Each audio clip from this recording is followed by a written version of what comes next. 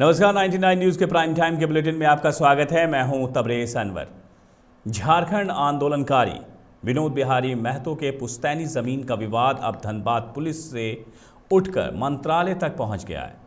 विनोद बिहारी महतो के पुत्र राजकिशोर महतो के चचेरे भाई नंद किशोर महतो की पत्नी सोना महतो ने आरोप लगाया है कि राजकिशोर महतो की बड़ी बहू विनीता सिंह जायदाद हड़पने के लिए कई तरह के हथकंडे अपना रहे हैं। उनके परिवार को प्रताड़ित किया जा रहा है। बताया जा रहा है कि हीरापुर की सारी प्रॉपर्टी है, पर विनीता सिंह ने कब्जा करने की नीयत से पीड़ित को धमका रही हैं और घर में प्रवेश करने नहीं दे रही हैं। तारीख को मैं विनीता सिंह के खिलाफ एफआईआर लॉन्च की थी। आए दिन उसके हथकंडों से मैं तंग आ चुकी हूँ। लेबर लगाना, बाहरी लोगों को अंदर लाना, पूरा घर डिमोलिश कर देना। विनीता सिंह कौन है? विनीता सिंह राजकिशोर महतो की बड़े बेटे की पुतोह है, बड़ी बहू है। वो ये सब काम वो करवा रही है। हाँ, ये सब काम वो पूरा बाहर के लोगों से गलत फॉल्स कॉन्ट्रैक्ट में अवैध रूप से कब्जा करने के लिए अपने दो गुर्गों को पाली हुई है। दोनों गुर्गों के साथ रहते हुए ये हम लोग को दहशत फैला रही है और सारा पैसा लेके ये बाहर का काम करवा रही है। पेड़ों को कटवा देना, बाहर में दो दुकान, इतनी बड़ी प्रतिष्ठित घर में दो दुकान बनने का है। ये हेरिटेज बनने का जगह था, इतना सारा ग्रीनरी था, इतना डीएफओ को हम लोग लेटर लिखे, दो डीएफओ को, सब क्या बहरे हो गए हैं? पूरा प्रशासन बहरा हो गया है। किसके इशारे पे ये काम कर रही है? समझ के इन लोग को अच्छे से बातचीत करके मामला का समाधान निकालना चाहिए था। मामला कोर्ट में भी लंबित है तो कोर्ट से फैसले तक का इंतजार करना चाहिए था, लेकिन झारखंड कांग्रेस के प्रदेश अध्यक्ष राजेश ठाकुर को सीने में दर्द और भारीपन की शिकायत के बाद रिम्स में एडमिट कराया गया है। फिलहाल उन्हें रिम्स के सुपर स्पेशलिटी ब्लॉक के कार्डियोलॉजी विभाग में रखा गया है। डॉक्टर ने बताया कि फिलहाल उनका इकोकार्डियोग्राफी टेस्ट करवाया जा रहा है। ब्लड टेस्ट के लिए भी सैंपल ले लिया गया है। अन्य समस्याओं का भी परीक्षण किया जा रहा है। रिपोर्ट आने के बाद स्थिति के बारे में बेहतर तरीके से समझा जा सकेगा। धनबाद के बरवड्डा थाना क्षेत्र के किसान चौक के पास आज ट्रक की चपेट में आने से एक मोटरसाइकिल सवार की घटनास्थल पर ही मौत हो गई। घटना के बाद बरवड्डा पुलिस मौके पर पहुंचकर शव को अपने कब्जे में लेकर पोस्टमार्टम के लिए SNMMCH भेज दिया है और मामले की जांच में जुट गई है। मृतक की पहचान अभी तक नहीं हो पाई है। धनबाद के जिला RCH कार्यालय में कार्यरत एक महिला आउटसोर्सिंग कर्मी के साथ दुर्व्यवहार का मामला सामने आया है। आउटसोर्सिंग कर्मियों ने आज धनबाद DDC से मिलकर मामले की शिकायत भी दर्ज कराई है, जिसके बाद DDC ने उचित कार्रवाई का भरोसा दिया है।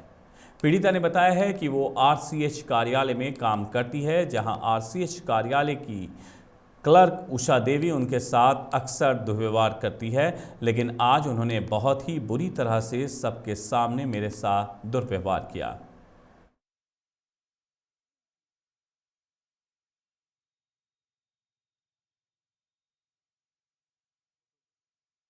सर के पास आए हैं। मैं जिला RCH कार्यालय में ऑपरेटर हूँ फ्रंट लाइन से। और उसके हुआ ये मैटर ये था कि एक आए थे 60+ एज ग्रुप के, जिसका सेकंड डोज नहीं हुआ था। अपडेट वैक्सीन ले लिए, अपडेट नहीं हुआ था, जिसकी वजह से उनको बूस्टर डोज लेने में दिक्कत आ रही है। उनको एप्लीकेशन लेके आए थे, उनको सिविल सर्जन को जो एड्रेस किया हुआ था ये लेके, फिर वहाँ के जो डाक रिसीव करते हैं जो वो लेके आए हम लोग के जो RCH कार्यालय की जो क्लर्क हैं उषा देवी, उनके पास। तो उषा जी आई वहाँ से मेरे पास कि आप क्यों भेज देते हैं वहाँ, आपका ज़्यादा मन बढ़ गया है, आपका नौटंकी बहुत हो रहा है, आपका ज़्यादा स्टाइल बढ़ गया, आपको भगा देंगे यहाँ से, आपको तो यहाँ देखना नहीं चाहते हैं। बोले मैम आप तरीका से बात करिए ना, जो बात है वो बात करिए। वही तुम तरीका से बात करने के लायक नहीं है, तुमसे क्या तरीका से बात करेंगे हम। तो इस तरह का अगर मिसबिहेव होगा तो हम लोग कैसे काम करेंगे। हम लोग सारा CVC ID क्रिएट करना, जब से 7 जनवरी से वैक्सीनेशन चल रहा है, एक दिन भी हम लोग ऑफ नहीं लिए हैं। सुबह निरसा से हम डेली अप डाउन करते हैं। अभी जो शिकायत लेकर के आई थी वो तबस्सुम नाम का करके कंप्यूटर ऑपरेटर है, CS ऑफिस में इनके द्वारा वैक्सीनेशन का काम किया जाता है। तो उसी में कोई एक आदमी आज आए पिटीशन लेकर के कि मेरा सेकंड डोज का अपडेट नहीं हुआ, अपडेट कर दीजिए। तो इन्होंने कहा कि प्रॉपर वे में ऑफिस में जाकर के जमा कर दीजिए, वहाँ से डॉकेट होकर के जब आएगा तब हमको दुरुस्त कर देंगे, हम दूसरा काम कर रहे हैं। वो चिट्ठी लेकर के जो चले गए तो वहाँ एक यूषा कह करके क्लर्क थी, उसी के हाथ में दिया गया। तो वो आकर के इनको कुछ उल्टी सीधी बात बताया, जैसा कि इसने बताया है कि आकर के बहुत उल्टी सीधी बात किया।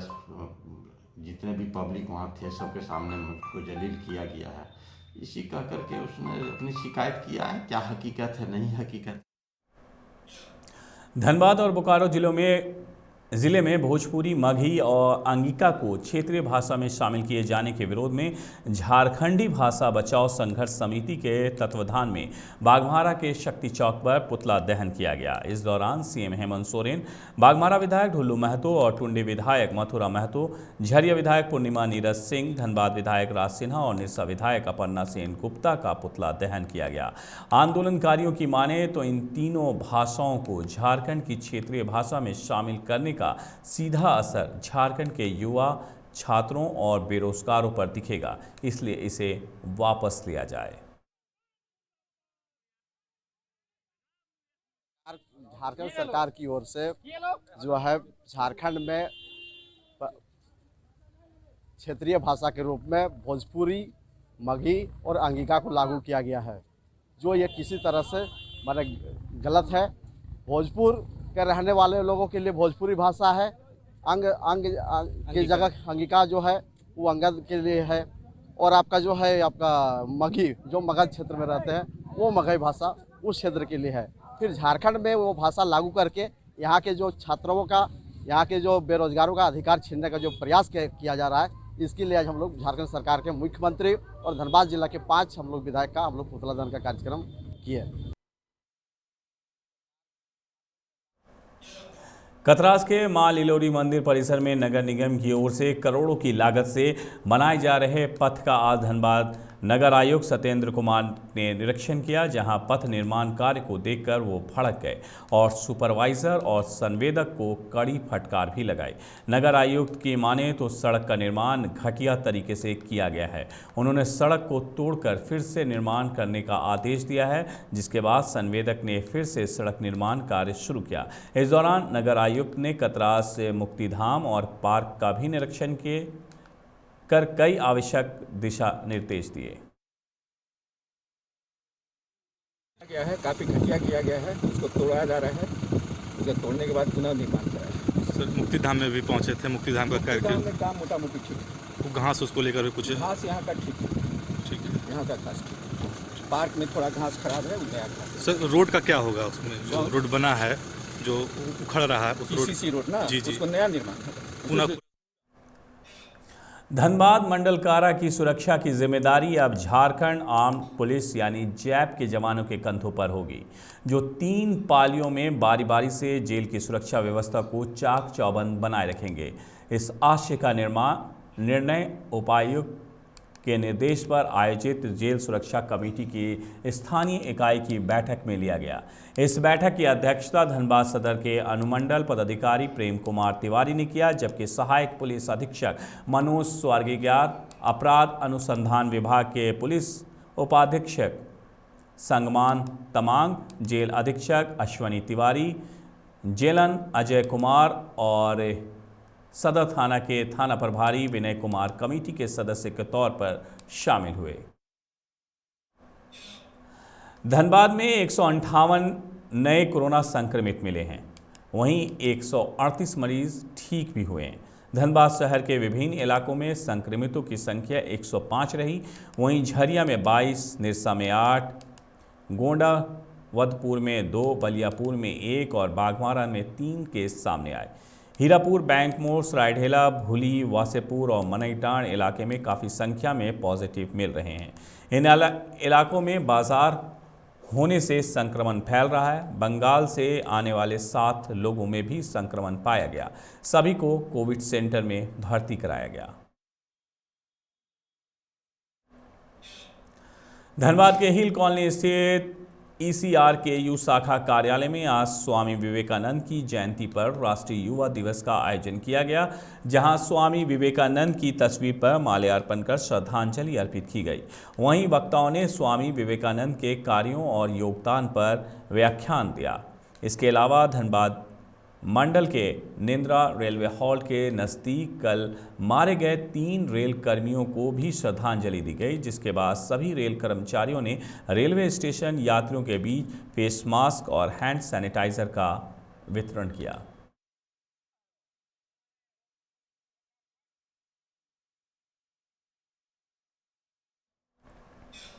अखिल विद्यार्थी परिषद नगर इकाई की ओर से स्वामी विवेकानंद की 159वीं जयंती मनाई गई। कार्यक्रम में अखिल भारतीय विद्यार्थी परिषद के प्रदेश कार्यकारिणी सदस्य अभिषेक चक्रवर्ती, आरएसपी कॉलेज की मंत्री कोमल कुशवाहा, आरएसपी कॉलेज के एसएफएस संयोजक अंजू कुमारी, आरएसपी कॉलेज छात्रा प्रमुख तन्नू पंडित, आरएसपी कॉलेज छात्रा और सह प्रमुख Kajal Kumari, RSP college SFD संयोजक रितिका कुमारी, शिवानी और माधुरी समेत कई विद्यार्थी मौजूद रहे।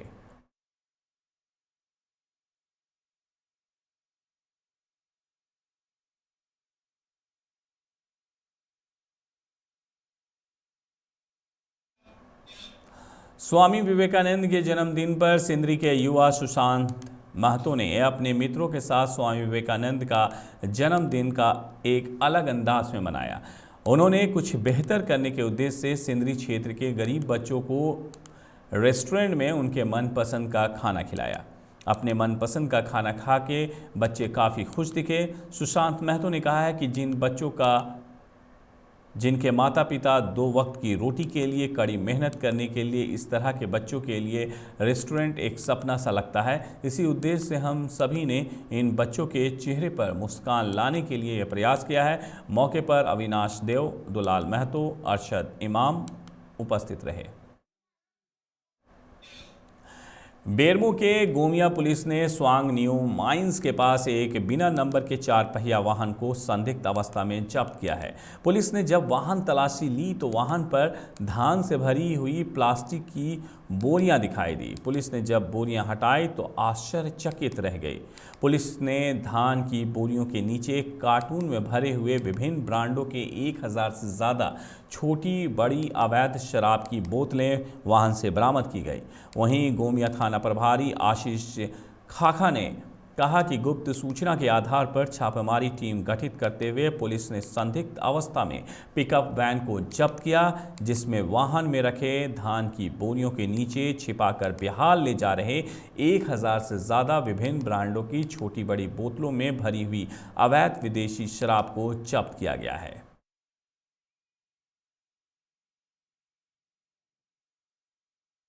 स्वांग न्यू माइनस पानी टंकी के पास एक लीलैंड पिकअप जिसमें अवैध शराब जो कि बिहार ले जाकर बिक्री किया जाता है, उक्त सूचना के आलोक में छापामारी दल का गठन करके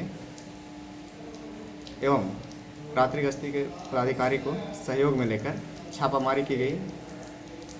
तो वहां पर गाड़ी को पानी टंकी के पास खड़ी पाई गई, जिसको जांच के क्रम में पाया गया कि गाड़ी के ऊपर धान, उसके नीचे अवैध शराब लगभग 1060 पीस विभिन्न ब्रांडों के रखी हुई थी।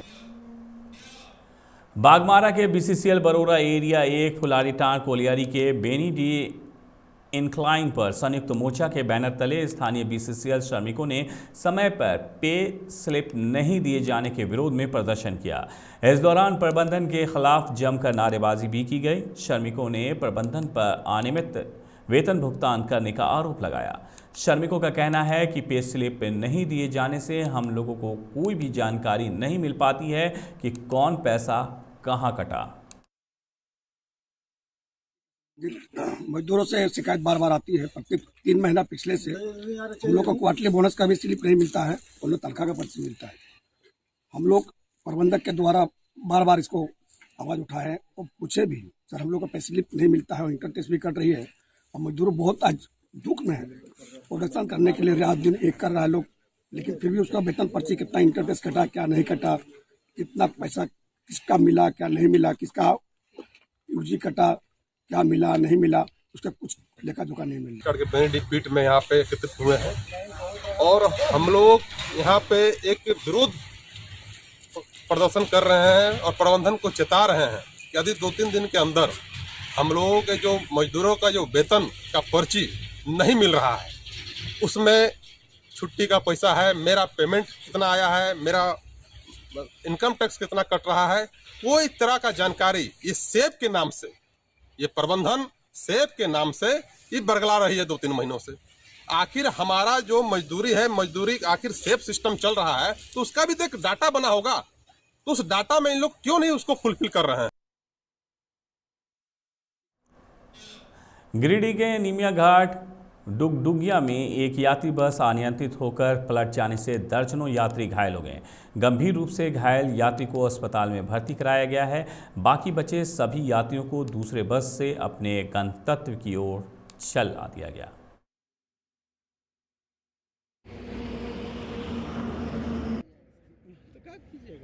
अब वहाँ से कुछ दिख ही नहीं रहा है।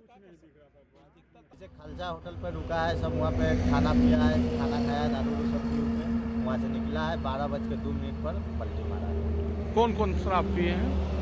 वही ड्राइवर कंडक्टर ही सब था, केबिन में बैठा हुआ आगे। हम लोग तो आगे में नहीं थे, हम लोग तो पीछे में बैठे थे, तो खा कर उठे तो देख रहे हैं। गाड़ी की रफ्तार कैसे थी? गाड़ी तो 70 के ऊपर ही था। कोई गाड़ी उड़ी में मारा है या नहीं? गाड़ी में तो नहीं मारा है, कुहासा भी नहीं था, कुहासा भी नहीं था। कितने संख्या में लोग गाड़ी में सवार थे? मिनिमम तो 50-60 होगा। कितने को चोट लगी है लमसम?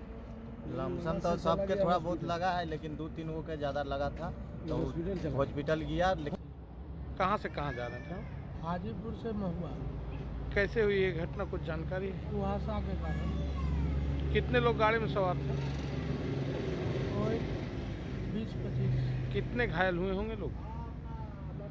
घायल हुए तनी मनी, सबका चोट है, 10 आदमी का चोट। सीरियस में कोई है क्या? ना कोई। किन्हीं को रेफर वगैरह किया गया है? पुलिस पहुंची थी? हाँ, पुलिस की गाड़ी आई। किनके मदद से अस्पताल पहुंचाया? धनबाद के हीरापुर स्थित छोटा Nagpur institute of information technology and management में स्वामी विवेकानंद की जयंती पर नौनवेशी युवा महोत्सव का आयोजन किया गया, जिसमें संस्थान के डायरेक्टर प्रमोद झा, संतोष झा, केशव झा, गौतम चौरसिया, राणा घोष समेत कई गणमान्य लोग शामिल हुए। कार्यक्रम की शुरुआत प्रमोद झा, संतोष झा और गौतम झा ने दीप प्रज्वलित कर किया, जहां सभी ने स्वामी विवेकानंद की तस्वीर पर माल्यार्पण किया और उनके बताए मार्गों पर चलने का संकल्प लिया। जिसके बाद विवेकानंद के विचारों से जुड़ी एक पुस्तक का भी वितरण किया गया। कार्यक्रम के संयोजक गौतम चौरसिया ने बताया कि नौनवेशी युवा महोत्सव का उद्देश्य है कि जिले के प्रबुद्ध लोगों के साथ मिलकर जिले के लोगों की समस्याओं का समाधान कैसे हो सकता है, इस पर मंथन करना है। जिसके बाद इन समस्याओं को शहर के छात्रों के बीच इन समस्याओं को रखा जाएगा और उसके समाधान के उपाय मांगे जाएंगे। शहर के युवाओं से सुझाव मिलने के बाद प्रबुद्ध लोग एक साथ बैठकर सभी का विश्लेषण करेंगे और सबसे बेहतर उपाय बताने वाले को सम्मानित किया जाएगा, ताकि जिले के युवाओं में इनोवेटिव और कुछ नया करने की शक्ति पैदा हो। ये जो कार्यक्रम हो रहा है नवोन्मेषी युवा महोत्सव, दृष्टि एक शिक्षकों और छात्रों, CITM के शिक्षक और छात्रों के द्वारा संचालित एक सामाजिक प्रकल्प है जो राष्ट्रवाद के थीम पर काम करती है, बच्चों में राष्ट्रवाद की भावना को प्रेरित करती है। और इसी के जरिए पिछले 10 वर्षों से हम लोग बच्चों के बीच में लेख, भाषण और चित्रकला की प्रतियोगिता करते रहे हैं, सेमिनार, सिम्पोजियम करते रहे हैं। इन पिछले 2 वर्षों के पेंडेमिक के काल में बहुत सूखा रहा, कुछ कार्य नहीं हो पाया, बहुत लोगों के साथ परेशानियां हुई हैं। उन परेशानियों से हम लोग भी विचलित हुए थे और विचलित होने के उपरांत हम लोगों ने ये मंथन किया कि अब हम लोग क्या कर सकते हैं, इस जिले का युवा क्या कर सकता है। तो उसकी जो परिणति है वो निकल कर आई है। उस मंथन के उपरांत जो हमें प्राप्त हुआ है वो है नवोन्मेषी युवा महोत्सव। नवोन्मेषी इसका अंग्रेजी मतलब वो इनोवेटिव होता है। तो इनोवेटिव हम लोग कुछ करना चाह रहे हैं, धनबाद शहर के लोग कुछ इनोवेटिव करें। तो इसमें हम लोगों ने एक प्लेटफॉर्म बनाने का विचार किया है, जिसमें शहर के जो इंटेलेक्चुअल लोग हैं, वो चाहे IIT से हों, चाहे CMRI से हों, CFRI से हों या फिर BIT से हों, ऐसे लोगों से हम लोगों ने आग्रह किया कि आप सर हमारे साथ आइए और हम लोग शहर के जो लोग हैं, फर्स्ट फेज में हम लोग बिजनेस क्लास के लोगों को जोड़ रहे हैं अपने साथ में। वो लोग यहाँ पर आएँ, वो लोग अपनी समस्या बताएं, उनकी जो समस्या है उसका समाधान कैसे हो सकता है, इस पर हम लोग विचार करें। इसके लिए धनबाद में बहुत सारे लोग कंसल्टेंसी भी चलाते हैं, तो उन कंसल्टेंट से भी हम लोगों ने आग्रह किया है कि आप हमारे साथ आइए और मिलकर मंथन करेंगे। इस मंथन के उपरांत जो समस्या आती है, उस समस्याओं के समाधान के लिए हम लोग इस जो शहर के बच्चे हैं उनके बीच में ये समस्या ले जाएंगे और वो इन समस्याओं का समाधान सुझाएगी। सुझाने के उपरांत उनमें से जो सर्वश्रेष्ठ समाधान होगा उनको हमारे संस्था के द्वारा पुरस्कृत किया जाएगा अगले साल 12 जनवरी 2023 को। इस बीच इसमें नवीनता बहुत कुछ है जो आपको धीरे धीरे मिलती चली जाएगी।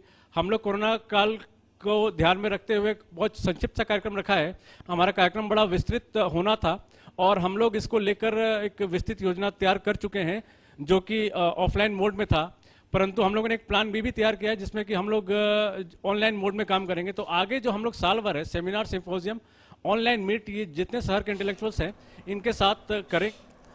99 न्यूज़ के प्राइम टाइम के बुलेटिन में फिलहाल इतना ही। मुझे दीजिए इजाज़त। अपना बहुत ख्याल रखिएगा। नमस्कार।